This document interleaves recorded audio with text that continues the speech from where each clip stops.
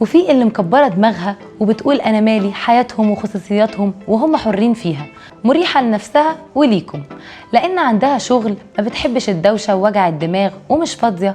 وفي اللي شديدة جدا وصعبة أو حساسة بزيادة عن اللزوم، بس برضو باختلافات اتعمل لها أبديت بتاع الحياة دلوقتي. وعلى فكرة بقى، في حما جدعة ودي لسه موجودة لحد دلوقتي، واللي هتلاقيها شايلة عنك حاجات كتير، وأكيد كمان شايلة ولادك، وتقريبا كده هي ومامتك هما اللي متدبسين في القصة دي، وانتي وقتها اللي بتكوني مكبرة دماغك. ولما صدقتي، بس في كل الأحوال هي أم ومتعلقة بابنها، هيفضل جواها حتة إن في واحدة أخدته منها وبتغير عليه، وكل واحدة بتعبر عن ده بطريقتها، وانتي وحظك بقى. واوعي تنسي موضوع ان مهما كان اكلك عظيم واحسن من الشيفات كلهم، هيفضل اكل حماتك هو الكود اللي متسجل في قلب جوزك ومغرم بيه، حتى لو اكل مامته عادي او مش قد كده يعني، او حتى وحش.